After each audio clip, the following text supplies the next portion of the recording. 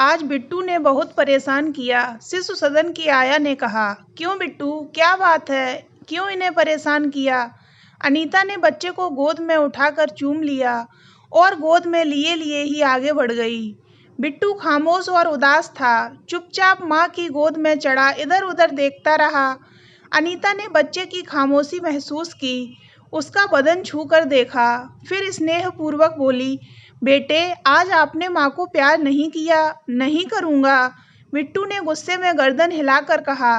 क्यों बेटे, आप हमसे नाराज हैं? हाँ, लेकिन क्यों? अनीता ने पूछा और फिर बिट्टू को नीचे उतारकर सब्जी वाले से आलू का भाव पूछा और 1 किलो आलू थैले में डलवाए। कुछ और सब्जी खरीद कर वह बिट्टू की उंगली थामे धीरे धीरे घर की ओर चल दी। माँ, मैं टॉफ़ी लूँगा, बिट्टू ने मचल कर कहा। नहीं बेटे, टॉफ़ी से दांत खराब हो जाते हैं। फिर बिस्कुट दिला दो। हाँ, बिस्कुट ले लो। अनीता ने काजू वाले नमकीन बिस्कुट का पैकेट लेकर 2 बिट्टू को पकड़ा दिए और शेष थैले में डाल लिए। अनीता बेहद थकी हुई थी। उसकी इच्छा हो रही थी कि वह जल्दी से जल्दी घर पहुंचकर बिस्तर पर लेट जाए, पंखे की ठंडी हवा में आंखें मूंदे लेटी रहे और अपने दिलो दिमाग की थकान उतारती रहे।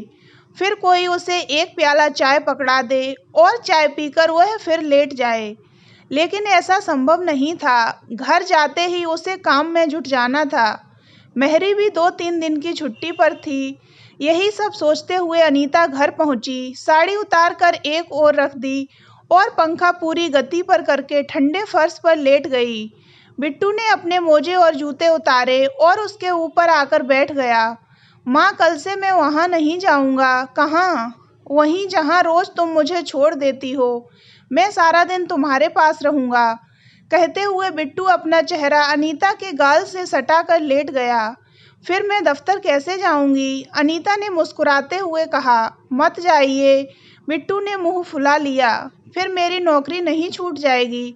छूट जाने दीजिए, लेकिन कल मैं वहाँ नहीं जाऊँगा। मत जाना, अनीता ने झुंझलाते हुए कह दिया।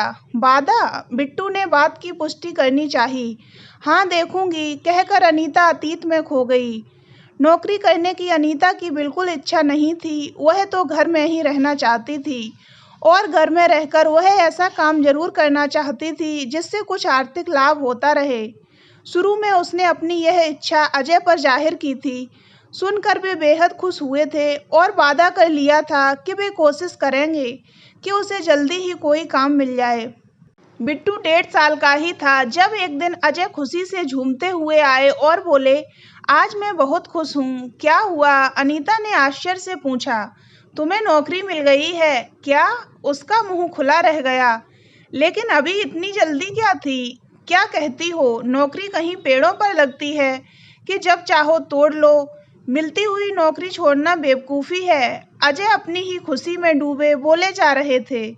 उन्होंने अनीता के उतरे हुए चेहरे की तरफ नहीं देखा था।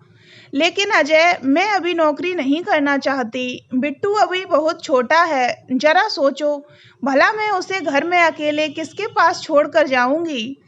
तुम इसकी चिंता मत करो, अजय ने अपनी ही रौ में कहा। क्यों न करूं?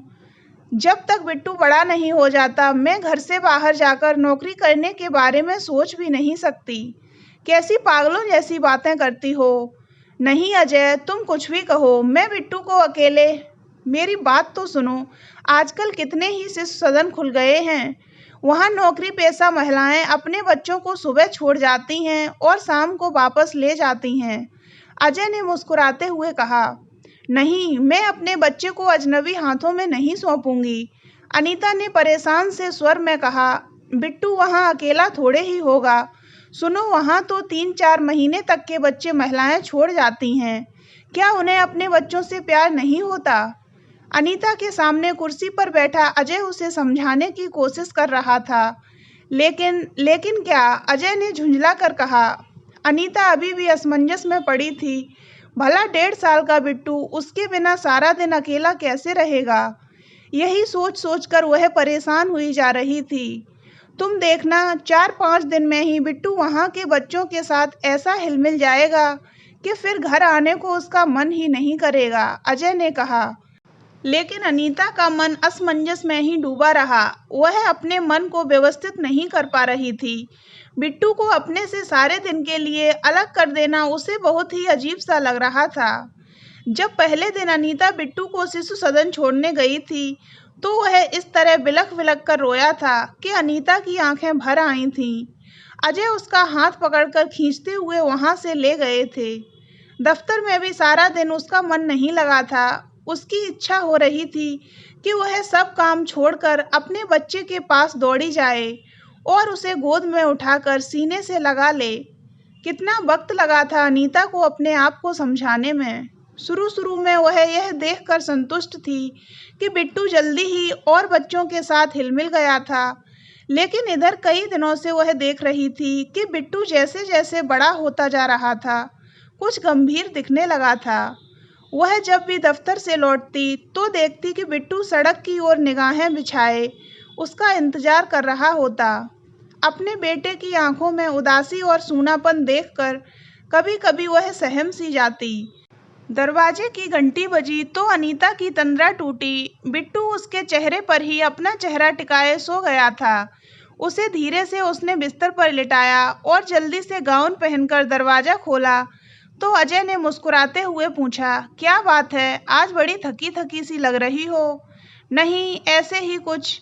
तुम बैठो, मैं चाय लाती हूँ, अनीता ने कहा और रसोई में आ गई। लेकिन रसोई में घुसते ही वह सिर पकड़कर बैठ गई। वह भूल ही गई थी कि मेहरी छुट्टी पर है। सारे बर्तन झूठे पड़े थे। उसने जल्दी से कुछ बर्तन धोए और चाय का पानी चढ़ा दिया। बिट्टू क्या कर रहा है? चाय का घूंट भरते हुए अजय ने पूछा। सो रहा है। इस समय सो रहा है? सुनकर अजय को आश्चर्य हुआ। हाँ, शायद दोपहर में सोया नहीं होगा, अनीता ने कहा और फिर 2 क्षण रुक कर बोली, सुनो, आज बिट्टू बहुत परेशान था। उसने मुझसे ठीक से बात भी नहीं की। बहुत गुमसुम और गंभीर दिखाई दे रहा था। क्यों? अजय ने हैरानी से पूछा। कह रहा था कि मुझे वहाँ अच्छा नहीं लगता, मैं घर पर ही रहूँगा। दरअसल वह चाहता है कि मैं सारा दिन उसके पास रहूं, अनीता ने झिझकते हुए कहा। अजय थोड़ी देर सोचते रहे, फिर बोले, तुम खुद ही उससे चिपकी रहना चाहती हो। क्या कहा तुमने? अनीता के अंदर जैसे भक से आग जल उठी। मैं उसकी माँ हूँ, दुश्मन नहीं। फिर तुम्हारी तरह निर्दयी भी नहीं हूँ, समझे? शांत शांत, गुस्सा मत करो, जरा ठंडे दिमाग से सोचो। इसके अलावा और कोई हल है इस समस्या का? खैर छोड़ो इस बात को, तुम जल्दी से तैयार हो जाओ। साहब के लड़के के जन्मदिन पर देने के लिए कोई तोहफा खरीदना है। तुम चले जाओ, आज मैं नहीं जा पाऊंगी। अनीता उठते हुए बोली, तुम्हारी बस यही आदत मुझे अच्छी नहीं लगती। जरा जरा सी बात पर भी मुंह फुला लेती हो। उठो, जल्दी से तैयार हो जाओ। नहीं अजय, मुंह फुलाने की कोई बात नहीं है, काम बहुत है। मेहरी भी छुट्टी पर है, अभी कपड़े भी धोने हैं। अच्छा फिर रहने दो, मैं ही चला जाता हूँ। अनीता चाय के बर्तन समेटने लगी। फिर काम से फ्री होके अनीता ने बिट्टू को उठाकर नाश्ता कराया और फिर उसे खिलौनों के बीच में बिठा दिया। बाकी घर भर के काम से निपटकर अनीता खड़ी हुई तो देखा घड़ी 12 बजा रही थी। कमरे में आई तो देखा कि अजय और बिट्टू दोनों फर्श पर गहरी नींद में डूबे हुए हैं। वह भी बत्ती बुझाकर बिट्टू के बगल में लेट गई। शीघ्र ही गहरी नींद ने उसे आ घेरा। सुबह से सदन जाने के लिए तैयार होते वक्त बिट्टू फिर बिगड़ने लगा। मैं वहाँ नहीं जाऊँगा, मैं घर में ही रहूँगा। बगल वाली चाची को देखो, सारा दिन घर में रहती हैं। बबली को वह हमेशा अपने पास रखती हैं और तुम मुझे हमेशा दूसरों के पास छोड़ देती हो। तुम गंदी माँ हो, अच्छी नहीं हो। मैं वहाँ नहीं जाऊँगा। हम आपके लिए बहुत सारी चीज़ें लाएंगे। जिद नहीं करते बिट्टू। फिर तुम अकेले तो वहाँ नहीं होते हो। वहाँ कितने सारे तुम्हारे दोस्त हैं, सबके साथ खेलते हो, कितना अच्छा लगता होगा। अनीता ने समझाने के लहजे में कहा। नहीं, मुझे अच्छा नहीं लगता, मैं वहाँ नहीं जाऊँगा। आया डांटती रहती है। कल मेरी निकर खराब हो गई थी, मैंने जानबूझकर थोड़े ही खराब की थी। हम आया को डांट देंगे। चलो जल्दी उठो, देर हो रही है, जूते मोजे पहनो। मैं यहीं लेटा रहूंगा। बिट्टू जमीन पर फैल गया। अनीता को अब खींच सी होती जा रही थी। बिट्टू जल्दी से उठ जा, वरना पिताजी बहुत गुस्सा होंगे। दफ्तर को भी देर हो रही है, होने दो, बिट्टू ने चीख कर कहा और दूसरी तरफ पलट गया। अनीता बार बार घड़ी देख रही थी। उसे गुस्सा आ रहा था, पर वह गुस्से को दबाकर बिट्टू को समझाने की लगातार कोशिश कर रही थी। अरे भाई, क्या बात है, कितनी देर लगाओगी? बाहर से अजय ने पुकारा। बस 2 मिनट में आ रही हूँ, अनीता ने चीख कर अंदर से जवाब दिया और बिट्टू से बोली, देख अब जल्दी से उठ जा, नहीं तो मैं तुझे थप्पड़ मार दूंगी। नहीं उठूंगा, बिट्टू चिल्लाया। नहीं उठेगा? नहीं नहीं नहीं जाऊंगा, तुम जाओ, मैं यहीं रहूंगा। अनीता ने गुस्से से एक जोरदार तमाचा उसके गाल पर दे मारा। अब उठता है कि नहीं, या लगाऊं 2-4 और? अनीता का गुस्से से भरा चेहरा देखकर और थप्पड़ खाकर बिट्टू सहम सा गया। वह धीरे से उठकर बैठ गया और डबडबाई आंखों से अनीता की ओर देखने लगा। फिर चुपचाप उठकर जूते मोजे पहनने लगा। अनीता उसका हाथ पकड़कर करीब करीब घसीटते हुए बाहर आई, दरवाजे पर ताला लगाया और स्कूटर पर पीछे बैठ गई। हमेशा की तरह बिट्टू आगे खड़ा हो गया। शिशु सदन में छोड़ते वक्त अनीता ने बिट्टू को प्यार किया और अपना गाल उसकी तरफ बढ़ा दिया, पर बिट्टू ने अपना मुंह दूसरी तरफ घुमा लिया और आगे बढ़ गया। अच्छा बिट्टू, अनीता ने हाथ हिलाया, पर बिट्टू ने मुड़कर भी नहीं देखा। अनीता को आघात लगा। बिट्टू, उसने फिर पुकारा। अब चलो भी, पहले ही इतनी देर हो गई है। अजय ने अनीता का हाथ पकड़कर लगभग घसीटते हुए कहा, तुम्हारा कोई भी काम समय से नहीं होता। स्कूटर स्टार्ट करते हुए उसने अनीता की ओर देखा।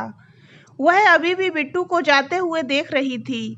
अब बैठो ना, खड़ी खड़ी क्या देख रही हो? तुम औरतें में तो बस यही खराबी है, जरा जरा सी बात पर परेशान हो जाती हो, अजय ने झल्लाते हुए कहा। पर अनीता अब भी वैसे ही खड़ी थी, मानो उसने अजय की आवाज को सुना ही न हो। तुम चलती हो या मैं अकेला चला जाऊं? अजय दांत पीसते हुए बोला। लेकिन अनीता जैसे वहां होकर भी वहां नहीं थी। उसकी आंखों में बिट्टू का सहमा हुआ चेहरा और उसकी निरीह खामोशी तैर रही थी। वह सोच रही थी, बिट्टू छोटा है, हमारे बस में है। क्या इसीलिए हमें यह अधिकार मिल जाता है कि हम उसके जायज हक को भी इस तरह ठुकरा दें? सुना नहीं मैंने क्या कहा? अजय ने चिल्लाते हुए कहा।